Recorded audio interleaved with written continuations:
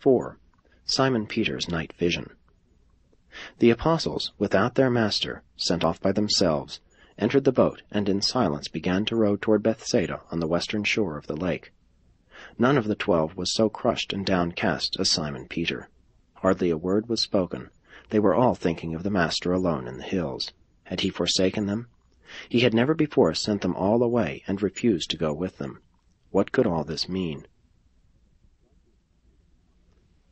Darkness descended upon them, for there had arisen a strong and contrary wind which made progress almost impossible. As the hours of darkness and hard rowing passed, Peter grew weary and fell into a deep sleep of exhaustion. Andrew and James put him to rest on the cushioned seat in the stern of the boat.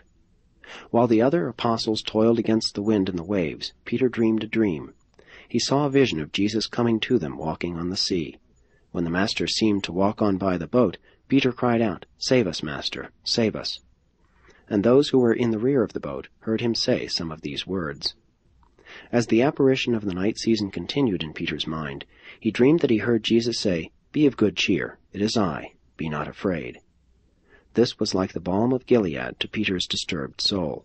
It soothed his troubled spirit, so that, in his dream, he cried out to the Master, "Lord, if it is really you, bid me come and walk with you on the water." And when Peter started to walk upon the water, the boisterous waves frightened him, and as he was about to sink, he cried out, "Lord, save me!" And many of the 12 heard him utter this cry. Then Peter dreamed that Jesus came to the rescue, and, stretching forth his hand, took hold and lifted him up, saying, "O you of little faith, wherefore did you doubt?"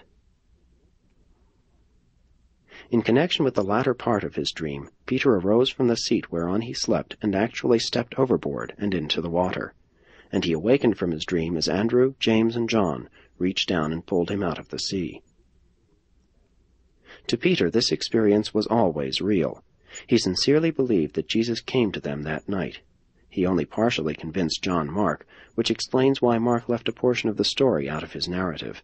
Luke, the physician, who made careful search into these matters, concluded that the episode was a vision of Peter's, and therefore refused to give place to this story in the preparation of his narrative.